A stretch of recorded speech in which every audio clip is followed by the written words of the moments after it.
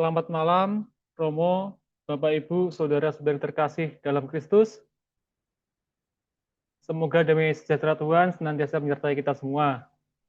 Ya, kami mengucapkan terima kasih telah berkenan hadir dalam acara kita bersama untuk Lexio Divina bersama dalam ruang virtual ini. Nah, pada malam hari ini bersama dengan Romo Febri, kita akan merenungkan Injil Lukas bab 21 ayat 5 sampai 19 dengan tema kalau kamu bertahan, kamu akan memperoleh hidupmu. Sebelum memulai Lexio Divina kita pada malam hari ini, mari kita awali dengan doa pembuka. Saya silakan Frater Juno untuk memimpin kita dalam doa.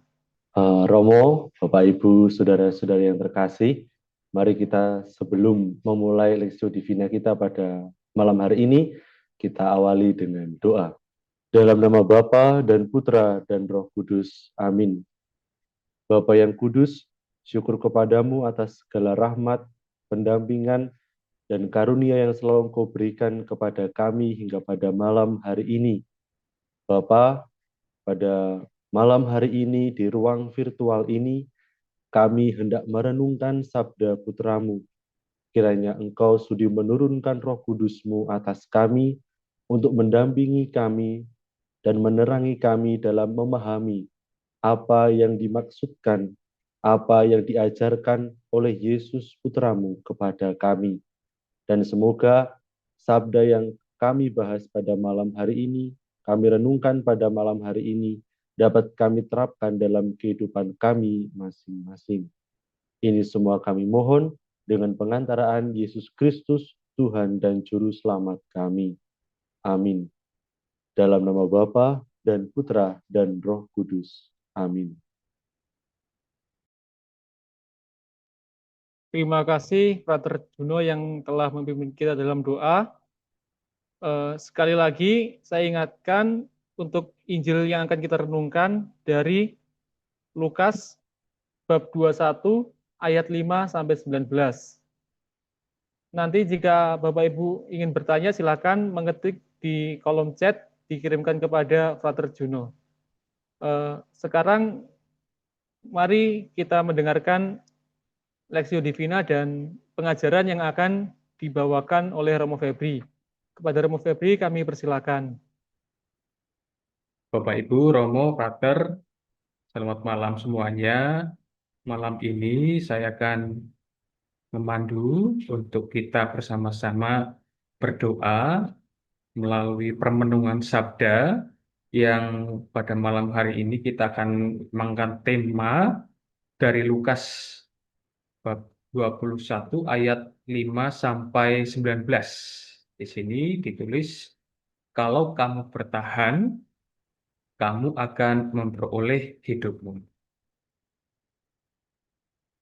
Seperti biasa, ketika kita Lexio Divina, kita memasuki terlebih dahulu tahap pertama untuk membaca teks. Saya minta tolong sediaan Frater Juno untuk membacakan di slide pertama. Silakan. Bait Allah akan diruntuhkan. Ketika beberapa orang berbicara tentang bait Allah dan mengagumi bangunan itu yang dihiasi dengan batu yang indah-indah dan dengan berbagai-bagai barang persembahan, berkatalah Yesus, "Apa yang kamu lihat di situ akan datang harinya di mana tidak ada satu batu pun akan dibiarkan terletak di atas batu yang lain. Semuanya akan diruntuhkan." Dan murid-murid bertanya kepada Yesus, katanya, "Guru, bila manakah itu akan terjadi? Dan apakah tandanya kalau itu akan terjadi?" Jawabnya, "Waspadalah, supaya kamu jangan disesatkan, sebab banyak orang akan datang dengan memakai namaku dan berkata, 'Akulah dia,' dan saatnya sudah dekat. Janganlah kamu mengikuti mereka. Dan apabila kamu mendengar tentang peperangan dan pemberontakan, janganlah kamu terkejut, sebab semuanya itu harus terjadi dahulu, tetapi itu tidak berarti kesudahannya akan datang segera. Ia berkata kepada mereka, bangsa akan bangkit melawan bangsa, dan kerajaan melawan kerajaan, dan akan terjadi gempa bumi yang dahsyat, dan di berbagai tempat akan ada penyakit sampar dan kelaparan, dan akan terjadi juga hal-hal yang mengejutkan, dan tanda-tanda yang dahsyat dari langit. Ia berkata kepada mereka, bangsa akan bangkit melawan bangsa, dan kerajaan melawan kerajaan, dan akan terjadi gempa bumi yang dahsyat, dan di berbagai tempat akan ada penyakit sampar dan kelaparan, dan akan terjadi juga hal-hal yang mengejutkan, dan tanda-tanda yang dahsyat dari langit. Tetapi sebelum semuanya itu, kamu akan ditangkap dan dianiaya. Kamu akan diserahkan ke rumah-rumah ibadat dan ke penjara-penjara, dan kamu akan dihadapkan kepada raja-raja dan penguasa-penguasa oleh karena namaku. Hal itu akan menjadi kesempatan bagimu untuk bersaksi. Sebab itu, tetapkanlah di dalam hatimu, supaya kamu jangan memikirkan lebih dahulu pembelaanmu. Sebab aku sendiri akan memberikan kepadamu kata-kata hikmat, sehingga kamu tidak dapat ditentang atau dibantah lawan-lawanmu.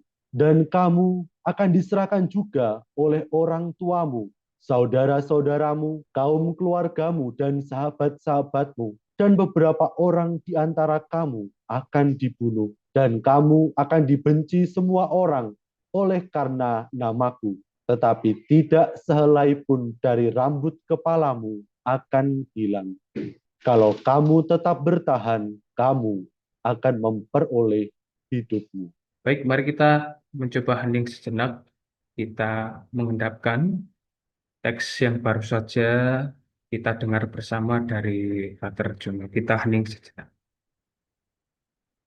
Baik, untuk kali berikutnya, saya akan membantu membacakan teks secara keseluruhan. Ketika beberapa orang berbicara tentang bait Allah dan mengagumi bangunan itu yang dihiasi dengan batu yang indah-indah dan dengan berbagai-bagai barang persembahan, berkatalah Yesus, "Apa yang kamu lihat di situ akan datang harinya, di mana tidak ada satu batu pun akan dibiarkan terletak di atas batu yang lain. Semuanya akan diruntuhkan." Dan murid-murid bertanya kepada Yesus, katanya, "Guru, bila manakah itu akan terjadi? Dan apakah tandanya kalau itu akan terjadi?" Jawabnya, "Waspadalah supaya kamu jangan disesatkan.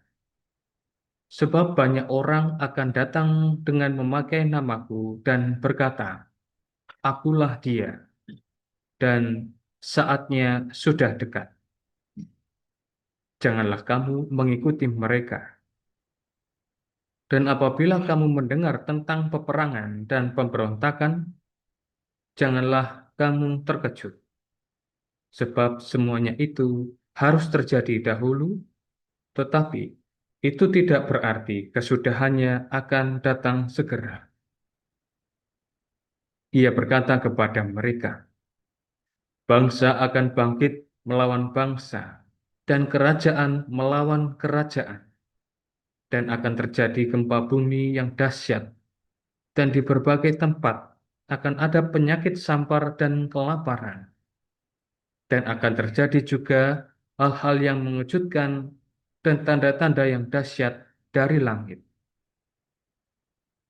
Ia berkata kepada mereka, "Bangsa akan bangkit melawan bangsa, dan kerajaan melawan kerajaan, dan akan terjadi gempa bumi yang dahsyat di berbagai tempat, dan akan ada penyakit sampar dan kelaparan, dan akan terjadi juga hal-hal yang mengejutkan dan tanda-tanda yang dahsyat dari langit. Tetapi sebelum semuanya itu, kamu akan ditangkap dan dianiaya. Kamu akan diserahkan ke rumah-rumah ibadat dan penjara-penjara, dan kamu akan dihadapkan kepada raja-raja dan penguasa-penguasa oleh karena namaku. Hal itu akan menjadi kesempatan bagimu untuk bersaksi. Sebab itu, tetapkanlah di dalam hatimu, supaya kamu jangan memikirkan lebih dahulu pembelaan. Sebab aku sendiri akan memberikan kepadamu kata-kata hikmat, sehingga kamu tidak dapat ditentang atau dibantah lawan-lawan. Dan kamu akan diserahkan juga oleh orang tuamu, saudara-saudaramu, kamu keluargamu, dan sahabat-sahabatmu, dan beberapa orang di antara kamu akan dibunuh, dan kamu akan dibenci semua orang oleh karena namaku. Tetapi tidak sehelai pun dari rambut kepalamu akan hilang. Kalau kamu tetap bertahan, kamu akan memperoleh hidup.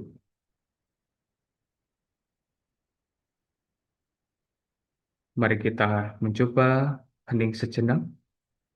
Kita mengendapkan bacaan yang baru saja kita dengar bersama.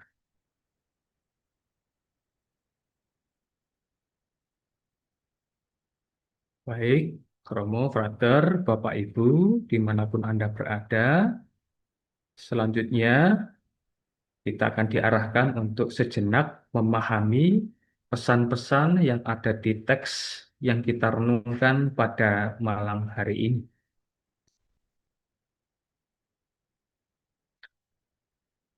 Dalam teks yang baru saja kita dengar bersama, ada beberapa hal yang akan kita temukan, di antaranya Yesus tadi mengatakan ada tanda-tanda akhir zaman.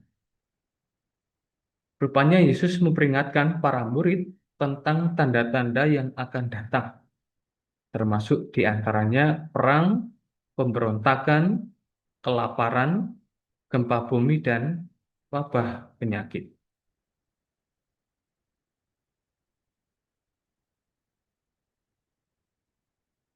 Disampaikan juga tadi ada kalimat, tidak ada satu batu pun akan dibiarkan di atas batu yang lain. Seperti dalam Lukas 21 ayat 6.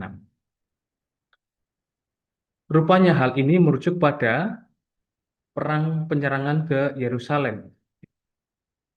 Penggenapan nubuat ini terjadi pada tahun sekitar 70 Masehi, ketika Jenderal Titus dari Roma dan tentaranya menghancurkan Yerusalem dan membakar Bait Allah setelah mengepungnya selama kurang lebih 134 hari. Dalam peristiwa itu, Bait Allah dibinasakan sebagai suatu hukuman atas Israel, karena mereka menolak Anak Allah dan penebusannya. Jadi ini yang sempat terjadi, yang dialami oleh Yerusalem.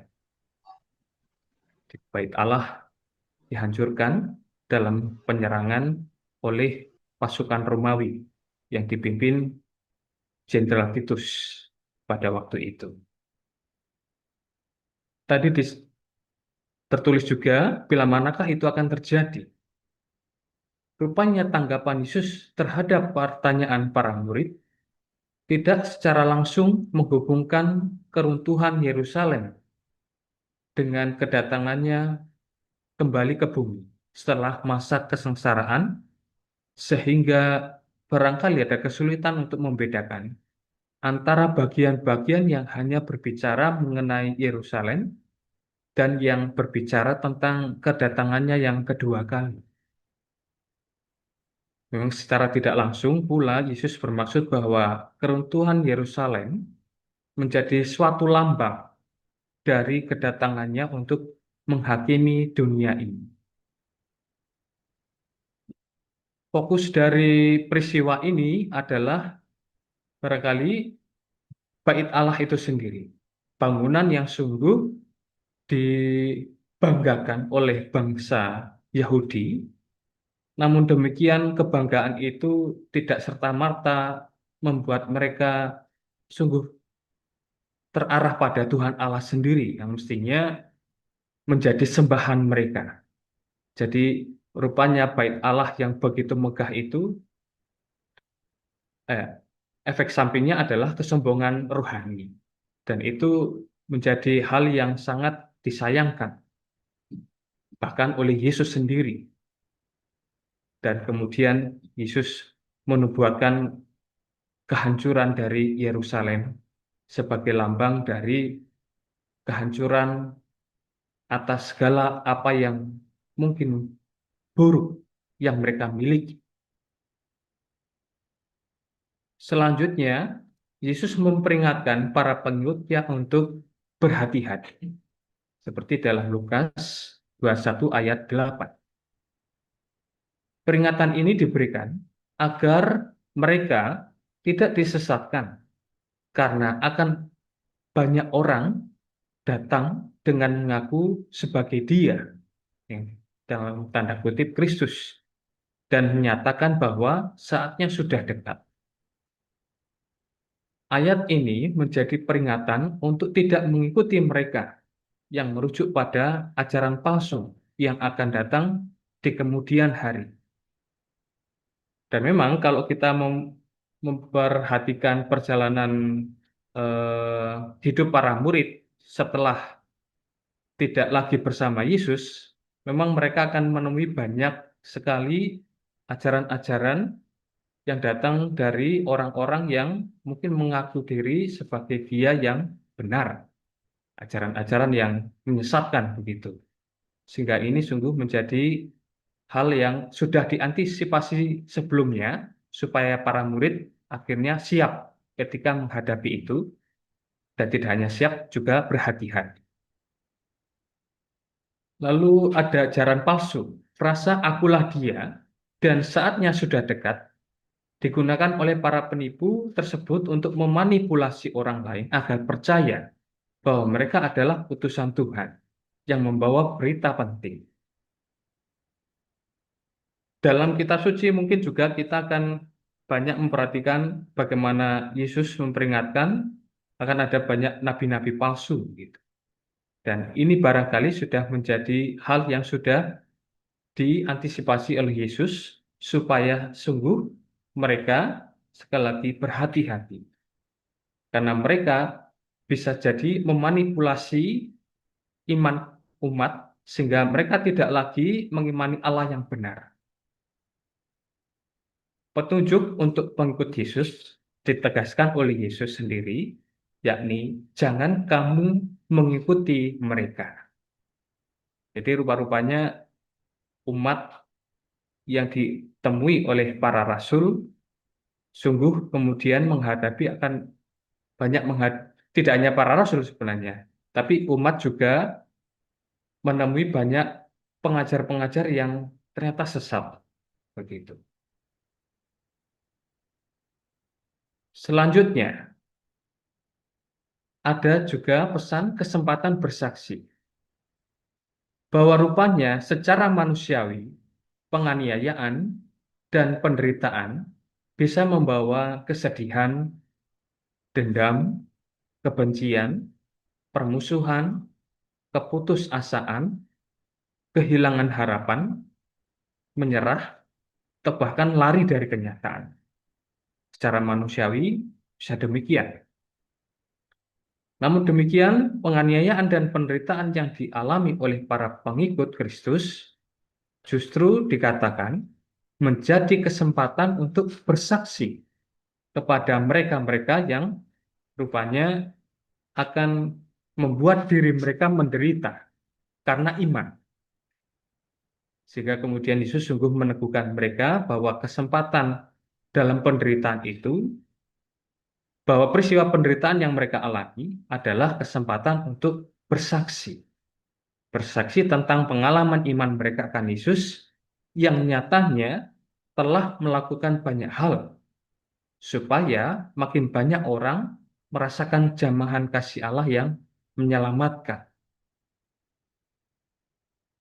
Ini yang kemudian diteguhkan Yesus kepada para murid, bila mana nantinya mereka akan mengalami itu semua. Berikutnya ada bantuan ilahi.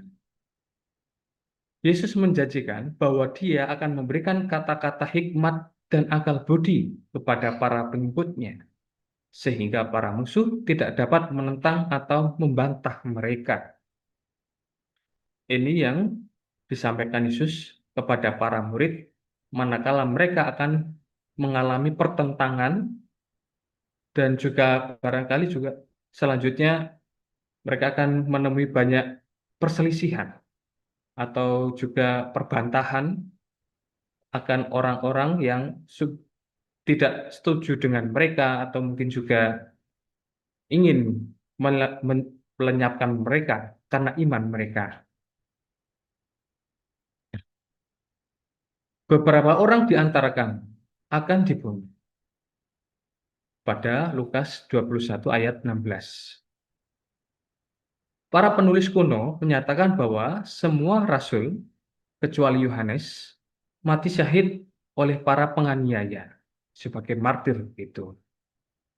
Banyak orang percaya akan Yesus Kristus, disiksa dan dibunuh pada awal kekristenan. Jadi mereka sungguh mengalami betul apa yang telah dinubuatkan oleh Yesus. Sehingga sekali lagi peristiwa di mana Yesus meneguhkan para murid ini adalah antisipasi supaya mereka siap untuk ini semua. Dan kita tahu juga pada awal kekristenan banyak orang menjadi martir, termasuk di antaranya yang ada di gambar ini, Santo Stefanus. Selanjutnya kita juga bisa menemukan tidak sehelai pun dari rambut akan hilang. Janji ini menjamin kesejahteraan jiwa orang percaya, meskipun tubuh mereka mungkin menderita penganiayaan. Tentu saja ini bukan perlindungan jasmani, seperti kematian yang disebut dalam Lukas 21 ayat 16. Rasul Paulus sendiri kepada jemaat di Roma meneguhkan, jikalau orang percaya tinggal setia, Allah turut bekerja dalam segala sesuatu bagi kebaikan mereka. Tiada sesuatu pun yang dapat memisahkan mereka dari kasih-Nya. Jadi sekali lagi, ini tentu bukan kemudian mereka terbebas dari penganiayaan atau penderitaan, tapi justru ini menjamin kesejahteraan jiwa mereka bila mereka mau tetap setia dalam situasi dan kondisi yang sungguh membuat mereka menderita. Tentu saja ini kaitannya dengan iman mereka akan Kristus sendiri. Selanjutnya, pesan untuk tetap bertahan. Para murid Yesus diarahkan untuk mengamalkan kesetiaan yang sungguh-sungguh kepada Kristus melalui sarana-sarana pengembangan hidup rohani yang barangkali kita juga miliki sekarang ini, yakni berdoa, ekaristi, mendalami sabda Tuhan, memperhatikan apa yang menjadi kehendak Allah dalam peristiwa hidup harian. Berikutnya, memiliki sikap tobat setiap hari, juga menjalin persekutuan dengan saudara sekomunitas Kristen maupun mereka yang di luar komunitas kita. Dengan cara bertekun dalam iman yang benar, orang percaya beroleh hidup kekal dan menang di dalam segala keadaan. Ketekunan adalah kunci. Meskipun banyak yang akan dibenci dan bahkan dibunuh karena namanya, Yesus menekankan bahwa siapapun yang tetap bertahan akan mendapatkan keselamatan dan hidup kekal. Tentu pesan ini diharapkan membangkitkan harapan dan semangat dalam diri orang Kristen yang terus berjuang dalam hidup sehari-hari. dalam situasi dan kondisi apapun. Pada bagian terakhir, kita bisa melihat intisari dari teks yang kita renungkan bersama pada malam hari ini. Pertama, Yesus bernubuat tentang kehancuran bait Allah, dan juga akan ada perang, bencana alam, dan penganiayaan terhadap orang percaya. Pesan dari teks ini agar umat beriman tetap tabah dan tidak takut, karena penganiayaan ini akan menjadi kesempatan untuk bersaksi, dan Tuhan akan memberikan mereka hikmat serta kekuatan dengan janji keselamatan bagi yang tetap bertahan. Tentu saja apa yang kita lihat sebagai pesan dalam teks Injil Lukas pada malam hari ini bisa saja kemudian kita bandingkan dengan pengalaman hidup kita sendiri sebagai umat beriman. Barangkali kita pun adalah mereka-mereka yang mungkin dalam tanda kutip juga mengalami penderitaan dalam hidup harian. Mungkin ada kebencian, mungkin ada ini dan itu terkait dengan iman kita. Maka kemudian apa yang Yesus sabdakan ini sungguh bisa relevan dengan diri kita saat ini, dengan segala situasi dan kondisinya. Dan tentu saja jaminan untuk hidup kekal juga berlaku bagi siapa saja yang hidup di zaman ini, yang mau terus setia sampai pada kesudahannya.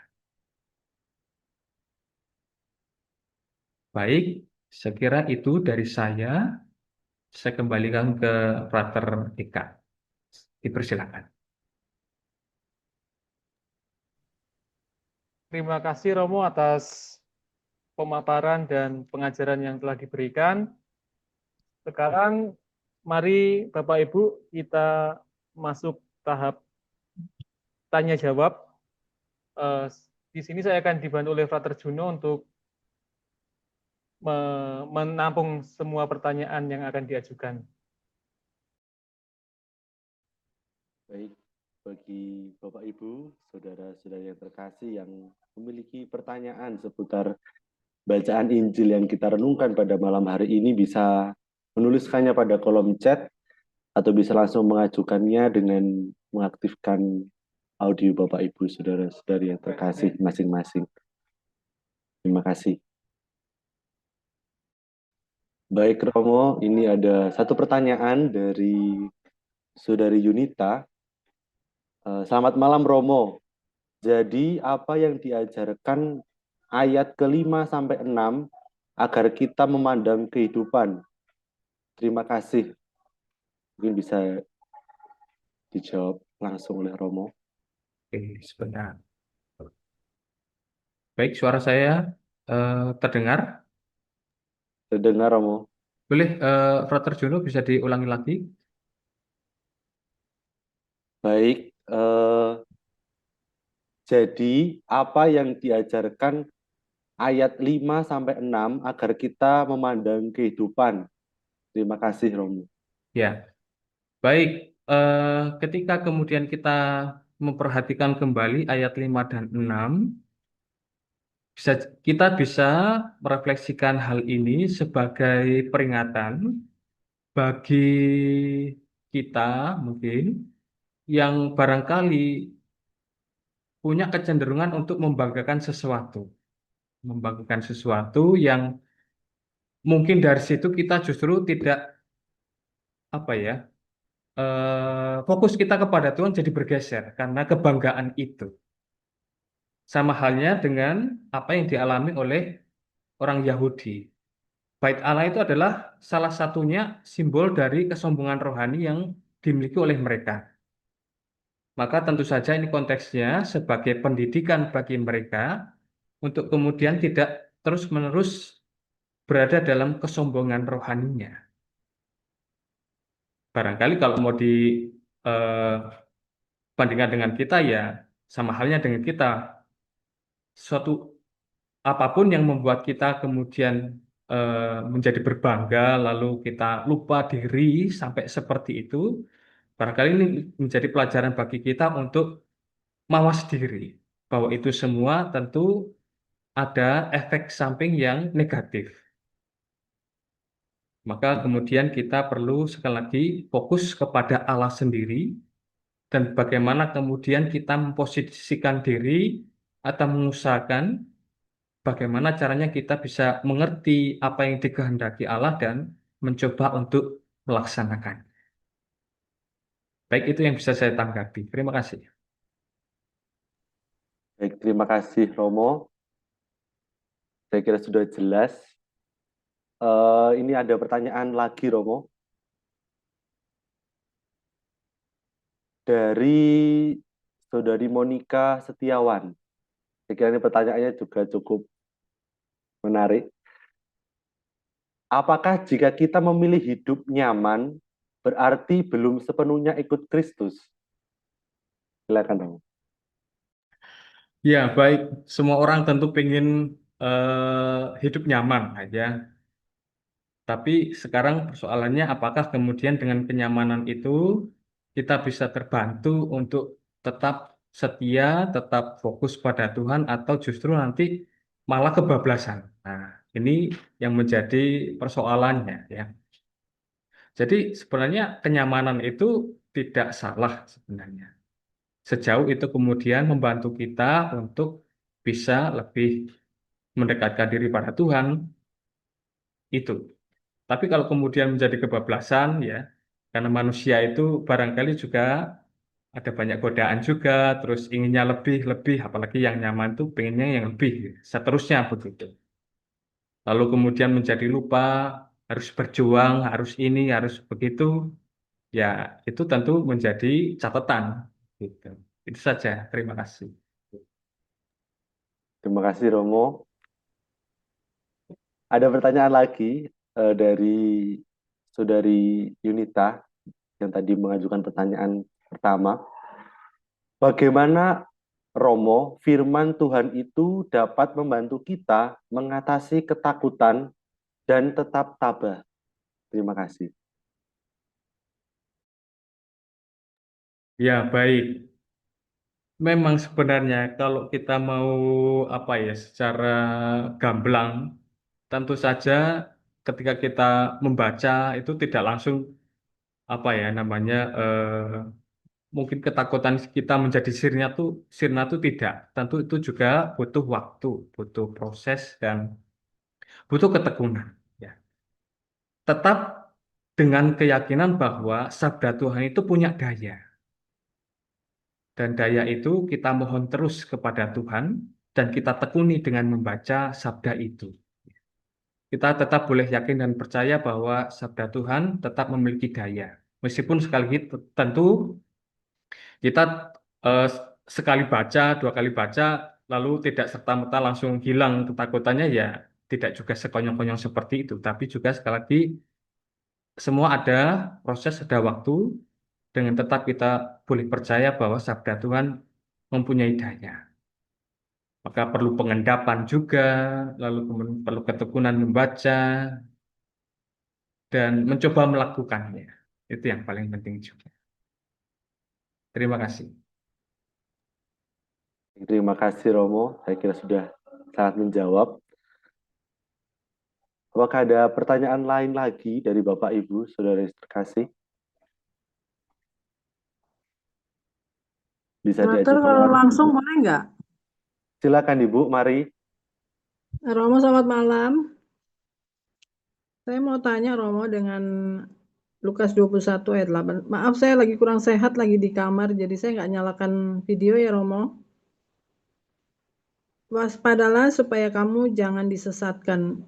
Untuk kita zaman sekarang ini, supaya kita lebih peka, lebih berhati-hati. Disuruh waspada tuh seperti apa ya Romo, supaya kita tuh tidak disesatkan. Atau nuwun Romo. Ya, baik, terima kasih. Mengenai kesesatan ini, saya kira di zaman dewasa ini banyak bentuknya. Apalagi kalau kemudian kita bersentuhan dengan yang namanya gadget. dunia maya dan dengan segala kecanggihan informasi yang ditawarkan. Maka ini barangkali juga akan menjadi relevan bagi kita untuk memiliki sikap waspada, terus juga kritis terhadap apa saja yang kita terima, informasi-informasi, bahkan kalau itu nampaknya rohani. Memang ini juga menjadi apa ya, pelajaran juga, menjadi kajian bagi mereka-mereka yang bergelut di bidang teknologi informasi, bahwa kemudian perlu adanya sikap kritis dan juga tidak sembarangan dalam membagikan atau mengajarkan sesuatu. Jadi perlu kemudian di cross check, cek dan recheck seperti itu, dengan tetap kita terus berpegang pada ajaran gereja. Ini yang paling penting. Maka di balik banyak informasi yang kita terima, ya, ya ini yang sungguh relevan bagi zaman kita ya saat ini ya. Beda sekali dengan mereka yang di zaman lampau, zaman para rasul ya. Maka kita terus bagaimana caranya kita tetap kritis dengan tetap juga berpegang pada ajaran gereja. Karena nanti pasti akan ada banyak pihak-pihak yang seolah-olah dia itu mengajarkan apa yang benar gitu, secara masuk akal ya. Tapi belum tentu itu sesuai dengan ajaran gereja, misalkan demikian. Seperti itu yang bisa saya sampaikan. Apakah menjawab begitu? Iya, matur nuwun Mo, sudah jelas. Jadi kita mesti juga belajar peka ya Mo. Tapi kadang-kadang kan suka ini ya Mo, mislek gitu loh Mo. Kadang-kadang Betul, kita ya. merasa ini baik dan benar, ternyata ini apa berseberangan.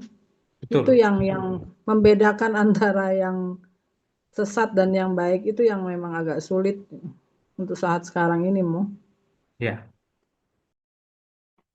Baik, terima kasih. Apakah ada yang ingin mengajukan pertanyaan lagi kepada Bapak Ibu, saudara-saudara yang terkasih?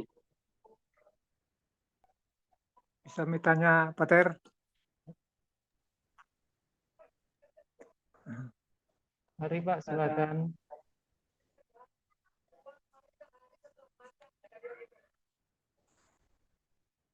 Ya. Kalau boleh bertanya, Pater A. Jadi kalau ditelusuri untuk mendalamnya, bagaimana akhirnya makna daripada kalau kamu tetap bertahan, kamu akan memperoleh hidupmu. Demikian, Pater.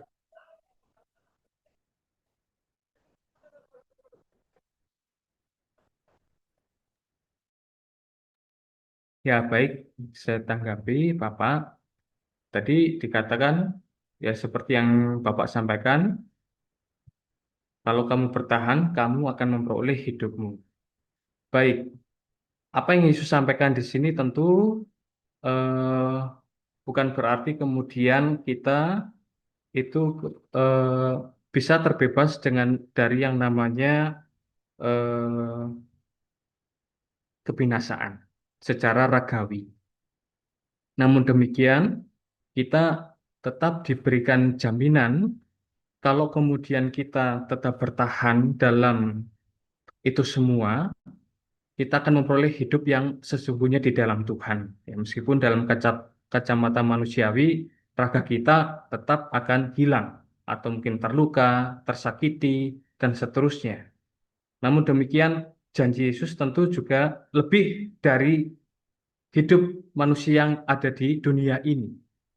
Maka kemudian kalau kita sungguh-sungguh bertahan dengan setia, Tuhan yang akan menjanjikan hidup yang kekal, yang sesungguhnya, dan yang lebih dari yang manusiawi alami. Begitu, Bapak. Terima kasih. Terima kasih, Romo. Terima kasih. Terima kasih Bapak, saya kira sudah menjawab. Apakah ada lagi para saudara yang terkasih yang ingin mengajukan pertanyaan untuk mendalami lebih lanjut mengenai bacaan Injil yang kita renungkan pada malam hari ini?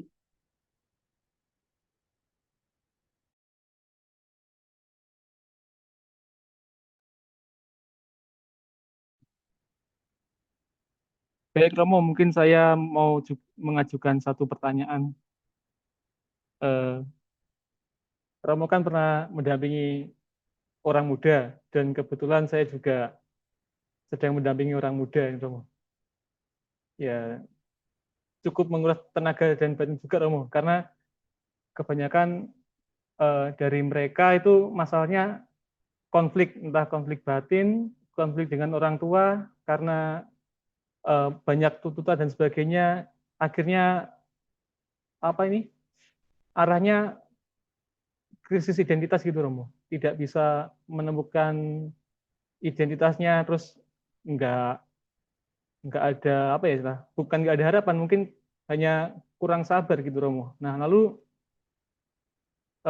terkait dengan Injil ini kan kayak yang saya refleksikan ini juga secara tersirat berbicara mengenai harapan. Lalu kira-kira bagaimana kita menawarkan harapan itu bagi teman-teman muda yang mungkin sedang krisis, konflik, mengalami konflik, terutama konflik batin gitu.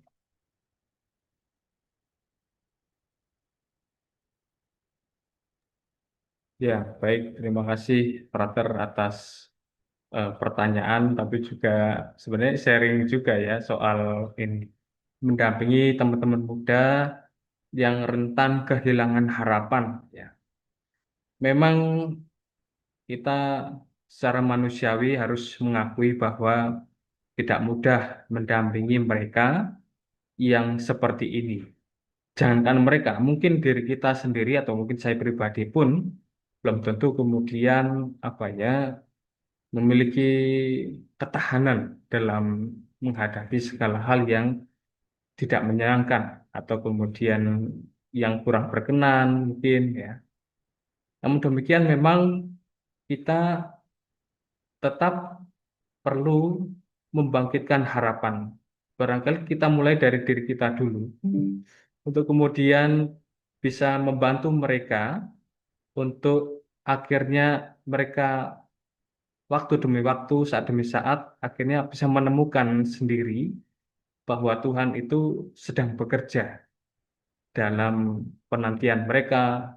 Mungkin juga Tuhan itu ketika mereka sedang sedih, sedang marah, sedang kecewa, sedang disakiti, ya saya kira Tuhan tetap bersama kita. Cuma memang akhirnya nanti akan mentah dengan pertanyaan, kalau saya disakiti kenapa Tuhan diam saja begitu ya. Nah, seperti itu. Namun demikian kita bisa kembali ke pengalaman Yesus sendiri. Bagaimana ia yang adalah Tuhan mau rela mengalami penderitaan seperti itu. Dan dia yang adalah juga manusia sebenarnya juga punya pilihan bebas untuk melarikan diri Yesus. Tapi toh akhirnya Yesus tetap bertahan dan akhirnya dari keputusan Yesus untuk bertahan itu kita beroleh keselamatan, kita beroleh penebusan. Barangkali kita bisa belajar dari pengalaman Yesus itu ya. Ya memang tantangannya tidak langsung menjawab atau memuaskan diri dari teman-teman muda. Tapi saya kira pengalaman Yesus sungguh kuat kalau mau direnungkan pelan-pelan, dinikmati kisah hidupnya. Itu saya kira kita bisa berharap dari situ mereka bisa menemukan arti, makna dari apa yang sedang mereka alami saat ini. Dan itu akan lebih eh, mengena kalau mereka mau memilih untuk tetap bertahan ketimbang lari dari kenyataan gitu.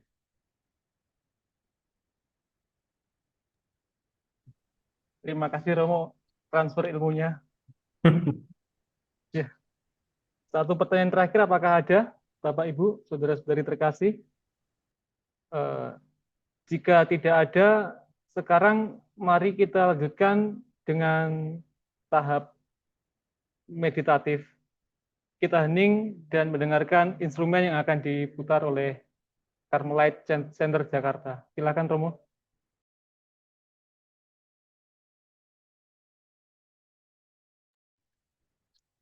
Oke, menanggapi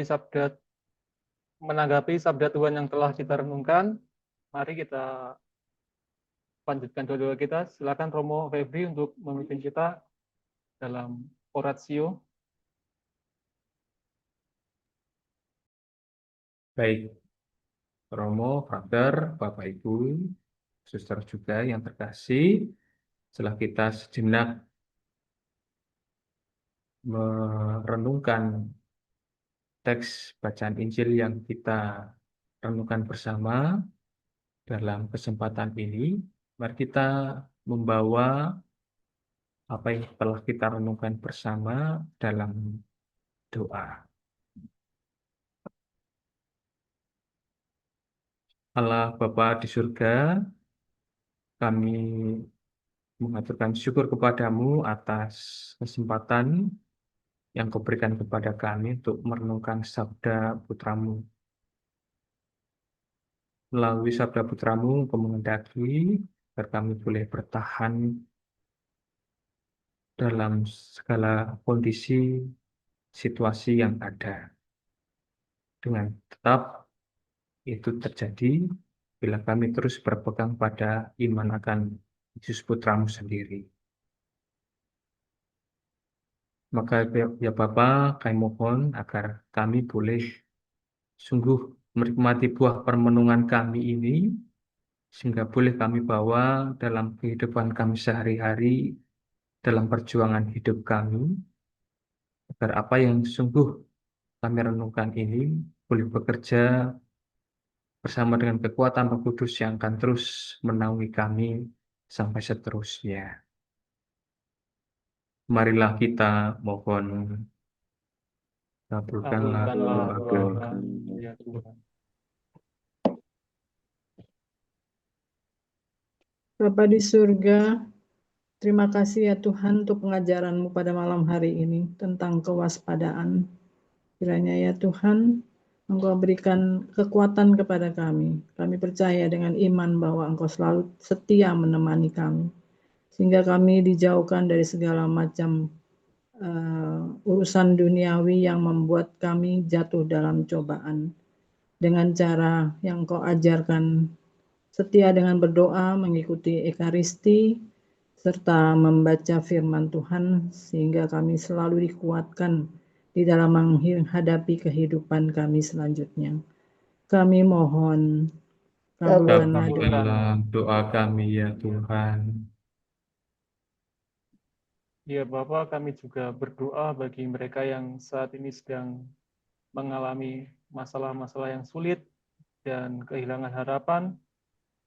Semoga terang-Mu senantiasa menuntun mereka, menuntun langkah mereka.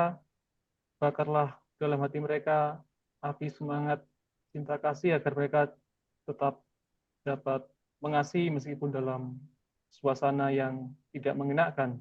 Sehingga pada akhirnya mereka semua yang mengalami kesulitan dapat menjadi saksi-Mu yang nyata di tengah dunia yang semakin kacau balau ini. Marilah kita mohon, Kabulkanlah doa kami ya Tuhan. Bapa yang kudus, kami juga berdoa bagi gereja-Mu, umat-Mu yang mengalami penganiayaan dan penindasan karena mempertahankan iman mereka. Kiranya Engkau berkenan menurunkan roh kekuatan untuk menguatkan hati, untuk menambahkan mereka dalam menghadapi penderitaan dan penganiayaan. Jangan Kau biarkan iman mereka menjadi kecil, tetapi supaya iman mereka semakin terasah karena penderitaan yang mereka alami. Kuatkanlah mereka ya Tuhan, dan sertailah mereka dalam setiap perjuangan hidup mereka sehari-hari. Kami mohon. kabulkanlah doa kami ya Tuhan.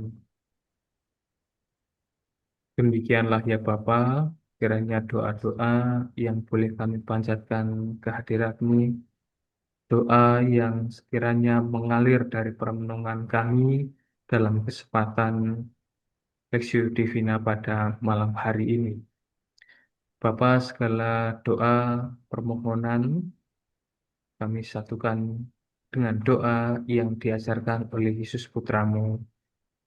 Bapa kami yang Ya. ada di surga, dimuliakanlah namamu, datanglah kerajaanmu, jadilah kehendak-Mu di atas bumi seperti di dalam surga.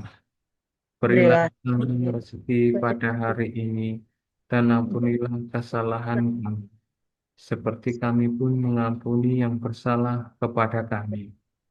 Dan jangan masukkan kami ke dalam pencobaan, tetapi bebaskanlah kami dari yang jahat. Amin. Mari kita juga mohon doa dari Bunda Maria, Bunda yang selalu melaksanakan apa yang menjadi kehendak Allah dan juga bertahan dalam segala suka duka hidupnya. Biarlah Bunda Maria yang mengerti apa yang menjadi kegelisahan, keresahan, kesedihan, dan apa saja yang membuat hidup kita menjadi sesak. Dengan begitu, biarlah Bunda juga yang mendoakan kita. Kita haturkan 3 kali Salam Maria. Salam Maria, penuh rahmat Tuhan sertamu, terpujilah engkau di antara wanita, dan terpujilah buah tubuhmu Yesus. Santa Maria, Bunda Allah, doakanlah kami yang berdosa ini, sekarang dan waktu kami mati. Amin. Salam Maria, penuh rahmat Tuhan sertamu, terpujilah engkau di antara wanita, dan terpujilah buah tubuhmu Yesus. Santa Maria, Bunda Allah, doakanlah kami yang berdosa ini, sekarang dan waktu kami mati. Amin. Salam Maria, penuh rahmat Tuhan sertamu, terpujilah engkau di antara wanita, dan terpujilah buah tubuhmu Yesus. Santa Maria, Bunda Allah, doakanlah kami yang berdosa ini, sekarang dan waktu kami mati. Amin. Ini mari kita hening sejenak, kita menyiapkan diri, kita mohon berkat Tuhan.